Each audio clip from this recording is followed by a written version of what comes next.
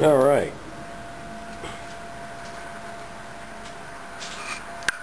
That's cat claw setter. It's time to set and sharpen saw blades. That's a HUDSON grinder. I'll get into that more later. I've modified that HUDSON grinder so it works well. But right now, these are 13-foot 2-inch fan blades. Cat claw dual tooth setter, and it is an excellent machine. It's heavy built, 1/2-inch steel,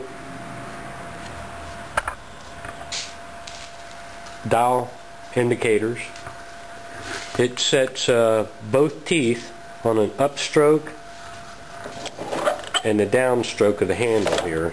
And this is the blade advance right here.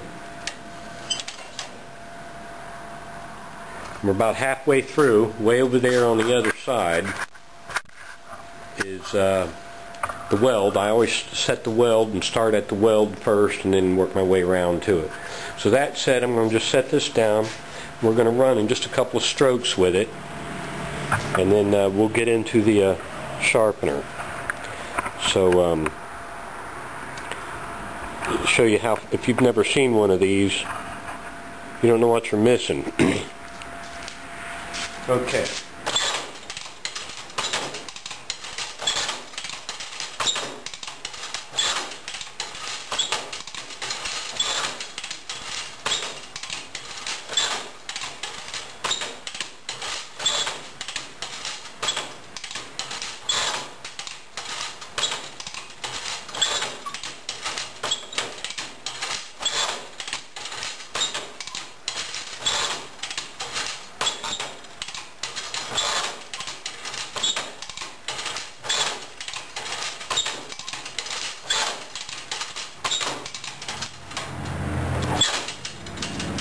There you go. That was half a blade, and I'm back at the weld now. This is the starting point where the weld is, and that's where I stop. So we'll pick up in a few minutes over there where the cat's claw setter is.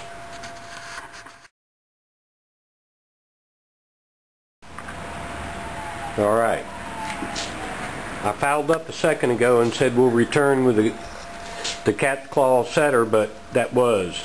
Now we're returning to the sharpener. This is a HUDSON sharpener. This machine's been modified so it's easy to adjust. It does a real good job now that it's been modified a bit, and I'll go through it with you here in just a second. Let me set the camera down just a hair. Okay, now got a blade in here. You bring the head down and lock it in. Okay, now you'll see the original machine had a knob and a lock nut right here, a little round knob and a lock nut here. This had a knob here, a little red round knob, and just everything about it was difficult. Nice emergency vehicles, being on a main highway, we get all kinds of noise and soundtracks in here. Hold on just a second. Okay, now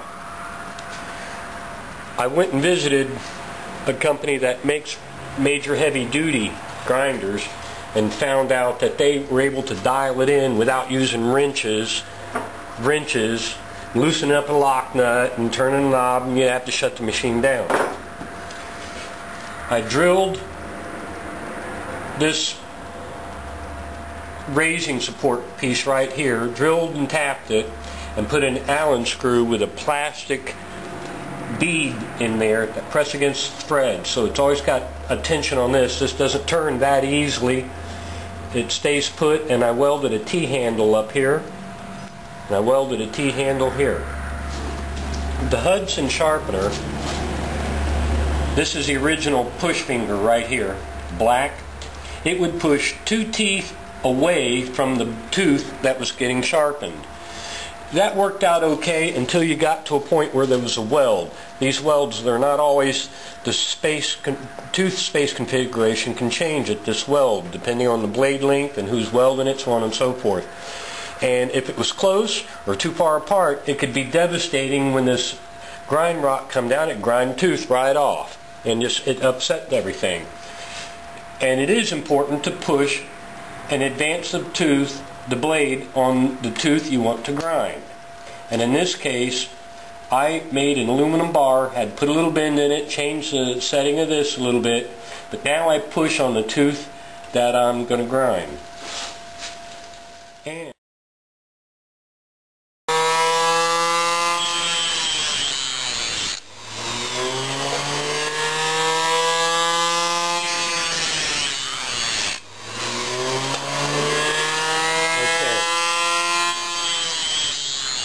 looks like we've pretty much got it dialed in.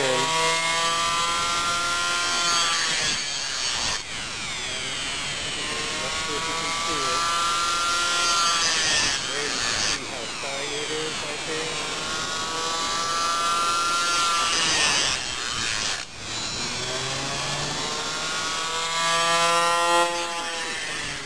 Over here you can see it's dull, rusty.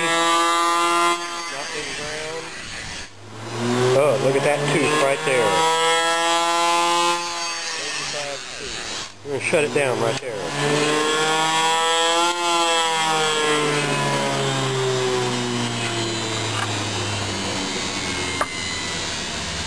I don't know if you can see that.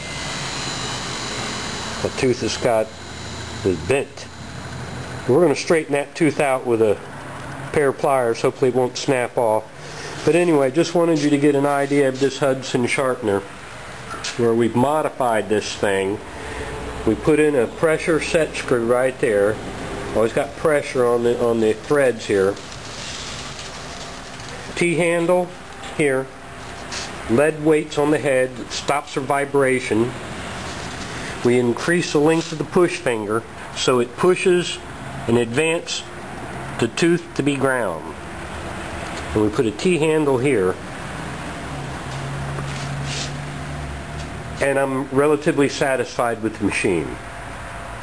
So if you have a Hudson sharpener and you're not real thrilled with it and you find it very finicky, these few changes right here can make it worthwhile. Also, this is the next blade that's going to be grind rock that's going to be on here. This is just a typical 4.5 inch depressed center angle grinding wheel. You have to profile the face of this to fit the configuration of the tooth. And because it's depressed center, I'll have to adjust this dial here forwards or backwards because I'm going to be hitting the blade sooner. So I'll probably have to back this off. After a blade is sharpened, there's a burr right here on this side that the grind rock leaves. This is a piece of steel. It's like a machinist's cutting steel, and I just grind this over the blade,